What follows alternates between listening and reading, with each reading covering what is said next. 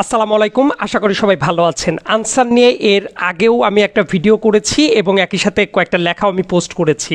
তো এর প্রেক্ষিতেই আর একটা ফলো আপ সবাইকে জানানোর তাগিদ অনুভব করছি। আনসারকে নিয়ে এই যে এত কথা হচ্ছে, লেটেস্ট খবরটা যেটা হলো, ছাত্রদের প্রতিরোধের মুখে সচিবালয় থেকে আনসাররা পলায়ন করেছে এবং এই জায়গাতেই একটা ফুল স্টপ দেওয়ার সুযোগ কখনোই নাই। আনসারকে নিয়ে আরেকটু ব্রিফ করার জায়গাটা আছে, তার ভেতরে আমি আনসারের পাশাপাশি অন্য আরও যারা আছে আনসারের পাশাপাশি তাদেরকে নিয়েও কথা বলাটা দরকার। যেমন পল্লী বিদ্যুৎ সমিতি, এরা অলরেডি আন্দোলন করার জন্য কর্মবিরতি ঘোষণা করেছে। শুধু পল্লী বিদ্যুৎ সমিতি না, এবং আশেপাশে আরও অনেকেই আছে রাস্তা ঘেরাও করা, সচিবালয় ঘেরাও করা, এই টাইপ পদক্ষেপের দিকে আগাচ্ছে। এদের দিকেও সতর্ক দৃষ্টি রাখা উচিত। সেই আলোচনা আমি একটু পরে আসছি। আনসারে আবার ব্যাক করি।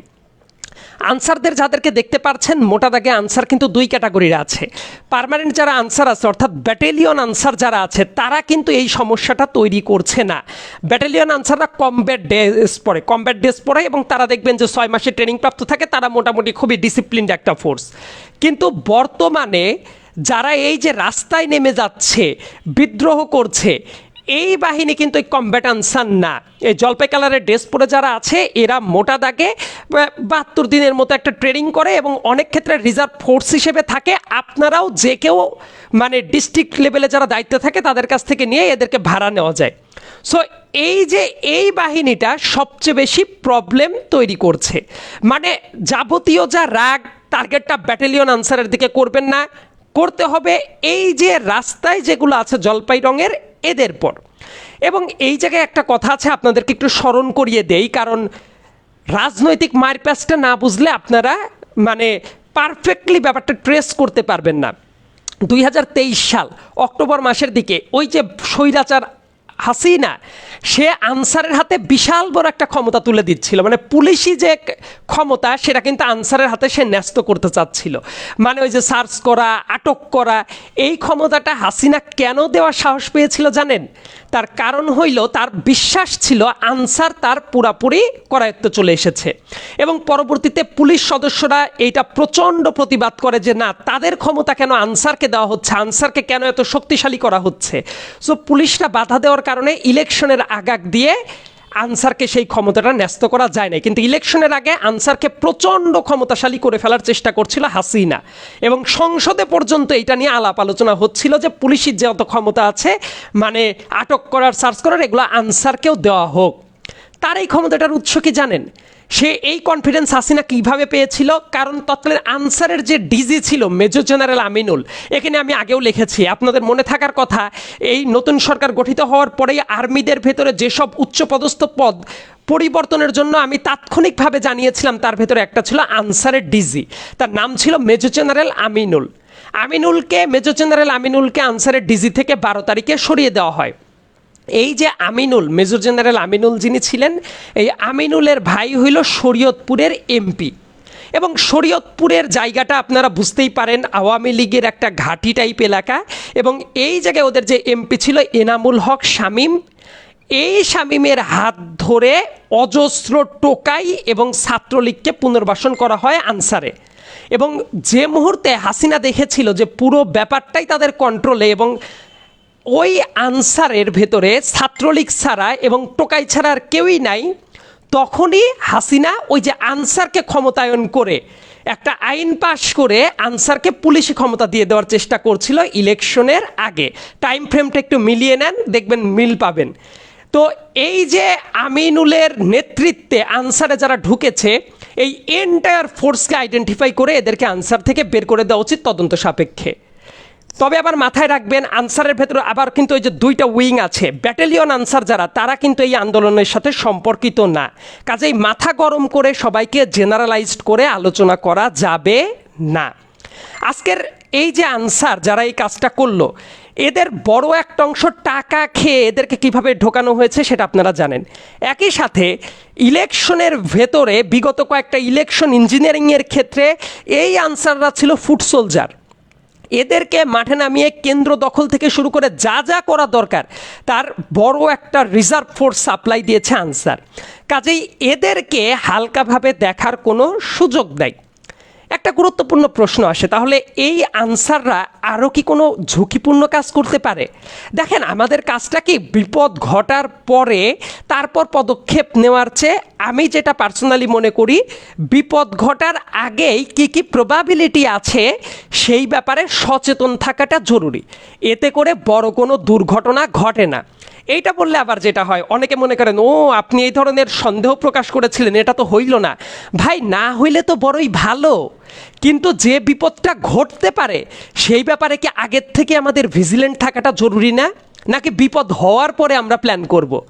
আমার কাছে মনে হয় যারা একটু রাজনীতি করেন বা রাজনীতি বোঝপাট্টা আছে তাদের দায়িত্ব হওয়া উচিত বিপদ ঘটার আগেই কী কী সম্ভাবনা আছে সেই ব্যাপারটা আবহাওয়ার পূর্বাভাসের মতো রিড করা এবং সেই অনুপাতে ব্যবস্থা গ্রহণ করা। অনেকে আবার এটা বুঝে না, অনেকে বুঝে আপনারা ভয় পাওয়ান, আপনারা সচেতন করেন বেশি, কিন্তু এটার দরকার আছে। এইবার খেয়াল করে দেখেন, এই আনসারদের হাতে, অনেকের হাতে কিন্তু শটগান থেকে শুরু করে অনেক অস্ত্র আছে। সো ওই যে এমপির কথা বললাম, ওই যে আর্মির অফিসার মেজর জেনারেল আমিনুলের কথা বললাম, এদের হাতে নিয়োগ দেওয়া যে ছাত্রলীগ এবং অন্য সবাই আছে, এই অস্ত্রগুলা দিয়ে কিন্তু তারা মিস ইউজ করতে পারে। আপনারা জানেন বিসিএস এর মাধ্যমে আনসারের অফিসার নিয়োজিত হয়, আর্মি থেকে ইন্টারলে এখন 3 জন অফিসার আছেন আনসারের ভেতরে। সো কোনো না কোনোভাবে এই আনসারদের হাতে, বিক্ষিপ্ত আনসারদের হাতের অস্ত্র দিয়ে যদি কোনো বিসিএস অফিসার অথবা আর্মি থেকে ডেপুটেশনে যাওয়া অফিসারকে গোলাগুলি করে অথবা খুনাখুনির দিকে আগায়, তাইলে এইটা কিন্তু মারাত্মক একটা ক্রাইসিস হইতে পারে।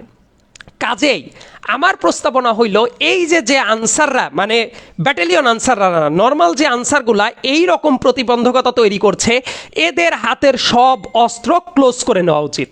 এদের হাতে কোনো অস্ত্র থাকা উচিত না। কারণ কোনো না কোনোভাবে খেয়াল করে দেখেন, কোনো অফিসার বা অন্য কাউকে গুলি করে যদি হুলস্থুল একটা কাণ্ড তৈরি করে ফেলে, তাইলে কিন্তু পরিস্থিতি অন্যদিকে রূপ নেবে। বিপদ ঘটার আগেই এই আনসারদের হাত থেকে, নর্মাল যারা জলপাই কালারের, মানে যারা এরকম ঝামেলা করছে, এদের অস্ত্রগুলা ক্লোজ করে নেওয়া উচিত। ডানে বামে কোনো তাকানোর সুযোগ নাই। আর একটা গুরুত্বপূর্ণ ব্যাপার হইল, এইটা নিলেই শুধু না, আজকের দিনের খবর আপনাদের বলছি, আজকে বড় ধরনের একটা রদবদল হয়ে গেছে আনসারে। বিভিন্ন মহাপরিচালক, উপপরিচালক পদে যারা ছিলেন, একটু আগের খবর, রদবদল করে দেওয়া হয়েছে। অলমোস্ট 12 থেকে 15 জনের মতো রদবদল করে দেওয়া হয়েছে। কিন্তু এটাই কিন্তু যথেষ্ট না। এই আনসাররা রাস্তায় নামার সাহস কখনোই পাইতো না যদি তাদেরকে উস্কানি না দেওয়া হইতো। যে কথাটা বললাম, এইটা মনোযোগ দিয়ে একটু শোনার চেষ্টা করবেন, তাহলে বুঝতে পারবেন যে এদেরকে কিভাবে কন্ট্রোল করা যায়। আর বাংলাদেশে বেকার মানুষের অভাব নাই।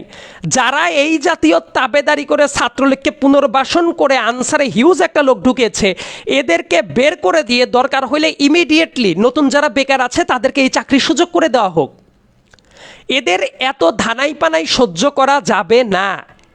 এটা করতে গেলে অনেক ঝামেলা আছে। আর একই সাথে শুধু এই আনসাররা না, যারা এই হরদম সচিবালয় ঘেরাও করো, এইটা করো, ওইটা করো, চলো চলো ঢাকা চলো, এইটাই ব্রব যারা শুরু করেছে মাত্র 2 সপ্তাহ গঠন করা একটা সরকারকে নিয়ে, এরা প্রত্যেকেই গণবিরোধী কাজ করছে। এদেরকে আইডেন্টিফাই করা অত্যন্ত জরুরি। এই যে পল্লী বিদ্যুৎ, সারা দেশে বিদ্যুৎ সাপ্লাই দেয়, পল্লী বিদ্যুৎ দুর্নীতির একটা আঁকড়া। সেই পল্লী বিদ্যুৎ অলরেডি ঘোষণা দিয়েছে তারা কর্মবিরতিতে যাবে। কেন কর্মবিরতিতে যাবে? মানে নতুন একটা সরকারের প্রতি তাদের কোনো দায়বদ্ধতা নাই। আগে যত চুরিচামারি করছে, হঠাৎ করে এসে সবার এত দাবি দেওয়া, কিছু হইলেই সচিবালয় ঘেরাও করো। আমি তো সরকারের কাছে অনুরোধ করব যে সচিবালয়ের সিকিউরিটি কেন এত লো হবে? সচিবালয় থাকবে একটা দুর্গের মতো প্রোটেক্টেড করে রাখতে হবে। অনেক ফাইজলামি করা হয়ে গেছে, আর দুর্বলতার কোনো সুযোগ নাই। এমনকি গুরুত্বপূর্ণ আরেকটা ব্যাপার আপনাদের আলোকপাত করি। এই যে সচিবালয় ঘেরাও করা, এর সূত্রপাত হয়েছিল এইচএসসি 24 ব্যাচ দিয়ে। এন্টায়ার এইচএসসি 24 ব্যাচের দাবি ওইটা ছিল না। 2 জন কোচিংয়ের টিচার যারা পড়ায়, এক বুয়েটের এক বাটপার আছে আর একজন বুয়েটের বাইরে আর এক বাটপার আছে, এই 2টা ছেলে মিলে এই এইচএসসি ব্যাচের কয়েকজনের মাথা খেয়ে তারা লিড দিয়ে ছাত্রদেরকে নিয়ে যায় সচিবালয় ঘেরাও করিয়েছে, জোরপূর্বক পদক্ষেপ নিতে বাধ্য করেছে। এই 2টা ছেলেকে আইডেন্টিফাই করার দরকার আছে। সচিবালয় ঘেরাও করে জোর জবরদস্তি করে আন্দোলন করার এই যে প্রক্রিয়া, এইটা কিন্তু ওই এইচএসসি ব্যাচের উস্কানি দিয়ে কিন্তু এই কাজটা করা হয়েছিল। এবং যারা করেছিল আপনারা সবাই জানেন, বুয়েটের এক বাটপার এবং অন্য আরেকজনের এক বাটপার, তারা এই কাজটা করে। সো তাদেরকে দায়বদ্ধতার ভেতরে নিয়ে অবশ্যই জিজ্ঞাসাবাদ করার দরকার আছে। আর যারা যারা এই যে বর্তমান টাইমে পল্লী বিদ্যুতের আন্দোলন, অমক আন্দোলন, তমক আন্দোলন, রাস্তাঘাটে ঘেরাও কেন করবেন? দেশের একটা ক্রান্তিকাল চলছে, এই টাইম ফাইজলামি করার টাইম না। আপনারা দেশের ছাত্রদের, ছাত্র জনতার রক্তের ওপর দিয়ে স্বৈরাচার পতন হয়েছে, আপনাদের কন্ট্রিবিউশন কি ছিল? আপনারা তো ঠিকই অফিস করেছেন, ঠিকই স্বৈরাচারের দালালি করে বেরিয়েছেন। আর যেই না মুহূর্তে স্বৈরাচার পতন হয়েছে, সবার এত এত দাবি নিয়ে আসছেন, কেউ টাইম দিতে আগ্রহী না। একটু ধৈর্য ধরেন, যৌক্তিক দাবি দেওয়া হলে সেটা তো শোনা হবে। ডক্টর মোহাম্মদ ইউনূস নিজে পর্যন্ত বলেছে। এবং কারো যদি কোনো বৈধ ন্যায্য দাবি দেওয়া থাকে, সবাই নিয়ে ঘেরাও কেন করতে হবে? 2-3 জন প্রতিনিধি লিখিতভাবে প্রস্তাবনা উত্থাপন করবেন, বা তারা আলাদাভাবে গিয়ে সচিবালয় বৈঠকের জন্য পারমিশন চাইতে পারেন। এই যে সবাই মিলে ঘেরাও করার প্রক্রিয়া যারা শুরু করছে, মনে রাখবেন এরা গণবিরোধী পদক্ষেপ নিচ্ছে।